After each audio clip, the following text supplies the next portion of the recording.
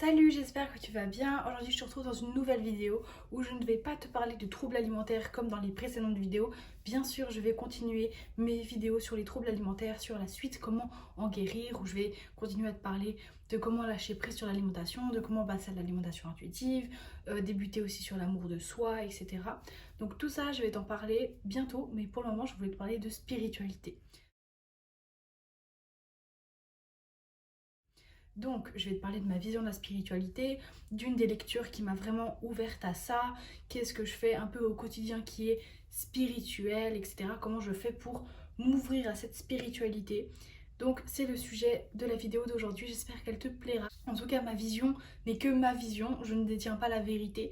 Tu peux avoir une vision totalement différente, il n'y a pas de souci, chacun a sa vision de sa spiritualité, chacun a une vision différente. Alors, quelle est ma vision de la spiritualité ?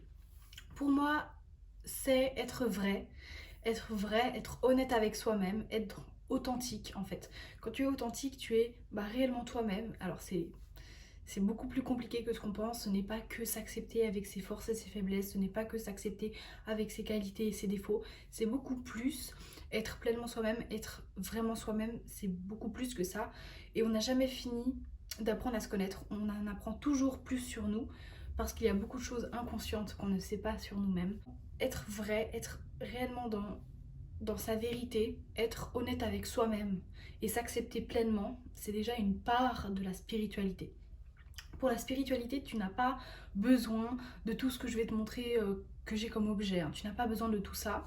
Mais pour être dans sa spiritualité, tu as besoin de toi-même et de la nature. Lorsque tu es dans la nature, lorsque tu es toi dans la nature, tu es connecté à cette spiritualité. Tu n'as pas besoin d'avoir, je sais pas, des pierres, des cartes, des livres. Juste être toi-même, être dans la nature, être connecté à cette nature, c'est ça la spiritualité. Être pleinement soi-même, être vrai avec soi-même et aussi être conscient de ce qu'on vit, être dans la conscience que voilà, on a un passé, ok, mais pas forcément vivre dans le passé.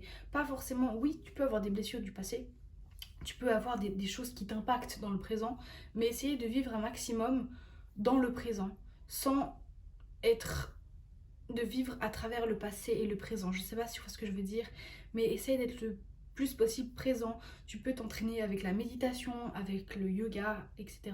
Tout ça, ce sont des choses qui te permettent d'être ancré dans l'instant présent, d'être pleinement dans le moment. Et puis vivre aussi dans la simplicité, sans forcément trop d'artifice. Quand je parle d'artifice, je parle de ne pas posséder 3500 objets, ne pas être à la recherche d'accumuler encore plus, essayer d'être le plus simple possible, de se contenter de ce qu'on a aussi.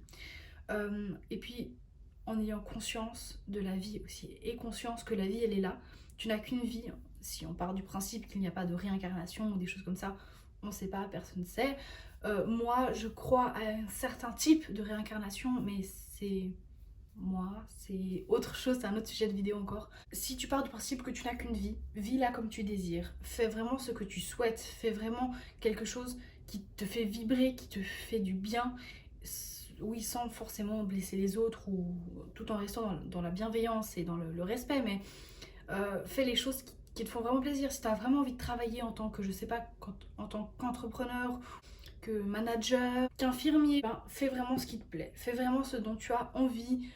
Si tu as envie de faire une famille, de bâtir une maison, fais ça. Fais ce qui te fait vraiment vibrer, ce qui te fait vraiment du bien.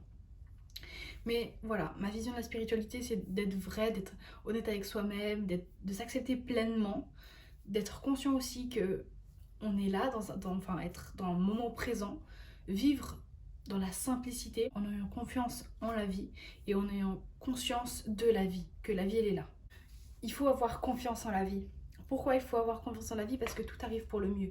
Tout ce que tu as vécu avant, maintenant, tout ton passé, il est là pour une certaine raison. Il t'a apporté certaines choses que tu n'aurais pas eues sans ça.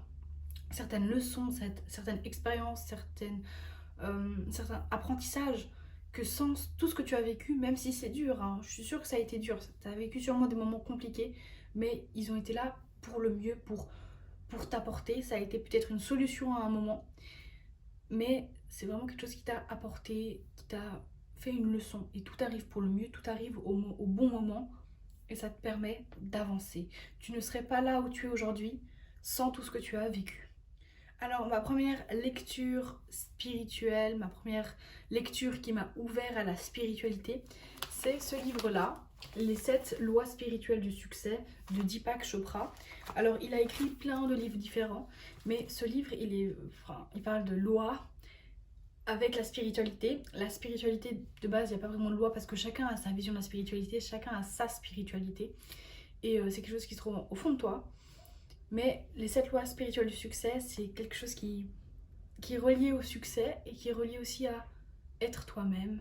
Enfin, ce livre, je te le conseille fortement. Il est génial. Vraiment, il est génial.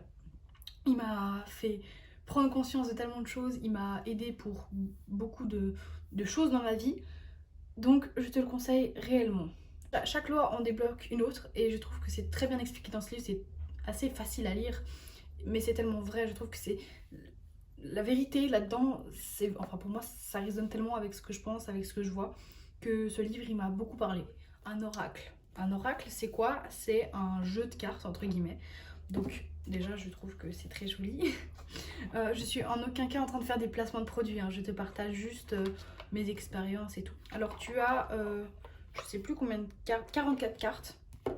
Et elles sont toutes avec des jolis dessins, je trouve, des jolis designs, on va dire ça comme ça. Et chaque carte a un titre, en fait, un nom. Et ce que je fais avec ça, c'est que il y a plusieurs méthodes de tirage de cartes.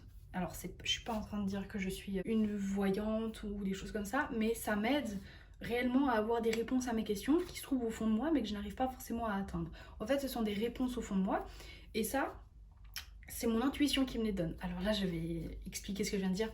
Je mets mes cartes très souvent en éventail, et puis je passe ma main au-dessus, je touche pas les cartes, je pourrais, hein, mais je veux pas les toucher. Je sens une certaine énergie dans la carte, et je tire celle qui me tente le plus. Je la tire, bon là je vais en prendre une au pif, voilà celle-là. Et vraiment quand tu choisis une carte comme ça, une plus que d'autres, c'est ton intuition qui te parle. Et puis là, il y aurait par exemple la réponse à ma question ou un indice ou un conseil. Et ça m'aide vraiment, mon intuition qui est au fond de moi, que j'ai du mal peut-être à écouter, et ben j'arrive avec ces cartes-là à mieux l'exprimer, à mieux chercher la réponse et la carte me donne la réponse. Et après, libre à toi d'y croire ou pas. Ça s'appelle la cartomancie. Et moi, je trouve que c'est un très bon moyen de se connecter à son intuition, de se connecter à sa spiritualité. Parce que, voilà, tu choisis une carte parmi plein d'autres. Parce qu'elle t'attire plus. Et tirer les cartes, c'est vraiment quelque chose qui m'aide beaucoup parce que mon intuition, que j'arrive pas forcément à atteindre au fond de moi, enfin que j'arrive pas forcément à écouter, le fait de tirer, c'est plus facile pour moi. Je tire la carte et ça me donne un conseil, une réponse, etc. Ta spiritualité, elle est au fond de toi, ta spiritualité, c'est la tienne. Chacun a sa spiritualité. Alors, il y a aussi les soirs de pleine lune, des fois des petits rituels que je fais pour voilà, passer à autre chose parce que la pleine lune est un nouveau cycle, un cycle de 28 jours. La lune est symbole de féminité parce que son temps de révolution est de 28 jours comme le cycle menstruel d'une femme. Donc la lune est symbole de la féminité, de la femme, et c'est aussi symbole d'un nouveau cycle en fait. Et pendant la pleine lune, j'utilise certaines petites choses pour faire un nouveau cycle. Alors généralement ce que je fais, c'est que j'allume un bâton de sauge. Alors ça j'avais acheté au marché. La sauge, c'est très connu pour purifier, pour enlever les mauvaises énergies. C'est vraiment quelque chose de très purificateur. Donc j'avais acheté ça au marché. Voilà, j'ai vraiment l'impression de présenter mes achats. C'est pas grave. J'allume ce bâton de sauge, je le brûle un petit peu et je me demande ce que je purifie en fait. Je me dis ah ouais, j'aimerais me purifier de ça et je purifie mon espace aussi de certaines choses. Ensuite, je l'éteins, j'ouvre les fenêtres pour voilà, laisser tout ça aérer quand même. Je médite un petit peu. J'écris une liste de gratitude de tout ce qui m'est arrivé pendant ces 28 jours, de ce que j'ai testé, de ce qui m'a potentiellement blessée, de mes souffrances et de ce que j'ai envie de me pardonner ou de pardonner en général. Ensuite, je brûle cette feuille. Faites attention aussi quand vous brûlez les choses, hein. Pas faire brûler votre maison, ça ne m'est pas arrivé, mais faites attention. Et ensuite, je remets un peu de sauge voilà, pour repurifier. Et je remédite un petit peu pour voir comment je me sens. Et ça, c'est un peu mon rituel de pleine lune. D'ailleurs, j'ai une pierre de lune. Alors, t'as pas besoin non plus de toutes les pierres que j'ai. Moi, c'est des pierres aussi que je mets sur ma table de nuit parce que je trouve que c'est très joli. Mais il y a quelque chose qui s'appelle la lithothérapie. C'est voilà, la médecine par les pierres. En tout cas, j'ai une pierre de lune. Voilà, elle est blanche, elle est un peu transparente. Si tu la mets à la lumière, c'est transparent. Mais cette pierre de lune, bah, je l'utilise surtout pour mes rituels de pleine lune. Je m'intéresse aussi beaucoup à l'astrologie depuis quelques temps. Je vais commencer à t'en parler aussi sur cette chaîne parce que je trouve ça très très intéressant et que j'ai envie de te faire partager ce que j'ai appris là-dessus. Donc reste connecté. Mais l'astrologie, elle est liée aussi à la pleine lune parce que chaque lune se fait dans un signe du zodiaque différent. Donc il y a une énergie différente parce que chaque signe du zodiaque a une énergie différente en fait.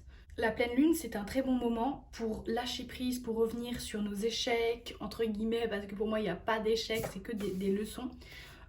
Pour revenir aussi sur nos souffrances et nos douleurs et voir ce que ça nous a apporté tout au long de ces 28 jours. Au lieu de faire ça sur un an, à chaque nouvel an, où on fait un bilan de notre année, on peut faire ça aussi tous les 28 jours et c'est plus précis, je trouve. Parce que voilà, si tu fais un truc sur 28 jours ou sur 365, il y a quand même plus de choses qui ressortent en 28 jours que en 365 jours. La nouvelle lune, c'est aussi un symbole de résultat, de pardon et de gratitude. On peut utiliser cette phase pour pardonner, pour lâcher prise et abandonner nos fardeaux. Si quelque chose n'a pas fonctionné, si quelque chose n'est pas allé comme on le voulait, et c'est le moment de lâcher prise, de remercier nos échecs et pour le renseignement aussi, parce que tout arrive pour le mieux et tout nous apporte une leçon. Pour le renseignement et être aussi dans la gratitude pour ce qu'ils nous ont apporté. On revient sur tout ce qui s'est écoulé pendant ces 28 jours et on regarde ce qui était compliqué, aussi ce qui était bien, mais ce qui était compliqué, difficile dedans et ce qui nous a fait souffrir et on essaye de voir le positif, ce qui nous a amené. Hein. Donc voilà ce que je fais pour la pleine lune. Après j'ai d'autres pierres, alors il y a certaines pierres, j'ai une pierre, ça c'est une pierre rose, je sais plus, non je sais plus comment ça s'appelle, mais c'est ma maman qui me l'avait offert, du coup je l'aime, la pierre, ma mère aussi je l'aime, mais enfin, j'aime beaucoup cette pierre parce que c'est ma maman qui me l'a offert. Cette pierre là c'est un jaspe rouge que j'avais acheté aussi au marché, et puis ça régule le système hormonal et ça calme les nausées ou des choses comme ça. Pourquoi je l'avais acheté? Parce que je trouvais que c'était une jolie pierre et que elle m'attirait à ce moment là. Voilà. Après ça c'est une pierre que mon papa m'avait offert, donc je la garde. Ensuite ça c'est une amie qui me l'a offert. Je connais pas le nom de toutes les pierres, hein. Je suis pas lithothérapeute, je suis pas une experte là-dedans. Ensuite ça c'est la turquoise. Alors elle m'a beaucoup attirée. Cette pierre elle a un symbole pour moi, elle a une certaine énergie. Et oui, toutes les personnes qui disent ok j'achète cette pierre, je sais qu'elle va marcher pour telle ou telle situation et puis ils gardent la pierre et ils sont là, j'espère que ça marche. Je pense que tu connais la loi de l'attraction, si tu ne connais pas je t'invite à te renseigner là-dessus, j'aime beaucoup cette loi et je te conseille de te renseigner parce que je vais en reparler, mais c'est bien si tu t'y connais aussi un peu là-dessus. Mais bon, la loi de l'attraction c'est t'attires ce que tu vibres en fait. Si tu veux quelque chose, enfin si tu agis dans une certaine direction, et tu vas attirer à toi des situations comme ça. C'est la loi d'attraction, c'est comme ça pour tout. La loi d'attraction existe comme la loi de l'impermanence, comme la loi de Newton, des choses comme ça. Donc en fait, cette pierre, non, les pierres, si tu ne fais rien, enfin si tu n'es pas en action, la loi de l'attraction ne marche pas. S'il n'y a pas d'action, la loi de l'attraction ne peut pas marcher en fait. Donc, si tu espères que la pierre, elle va te soigner, c'est faux. Il faut bosser aussi, hein. Il faut travailler. La pierre, elle peut t'aider dans le sens, ça peut te motiver en fait. Tu peux te dire ouais la pierre elle va m'aider à faire ça, mais tu vas agir. En fait c'est un mindset. La pierre elle peut te dire oui c'est ça qui va me permettre et c'est ça qui peut te mettre le coup de pouce en fait. Sauf que la pierre elle ne va... Oui la pierre a une certaine énergie mais c'est pas ça qui va te soigner.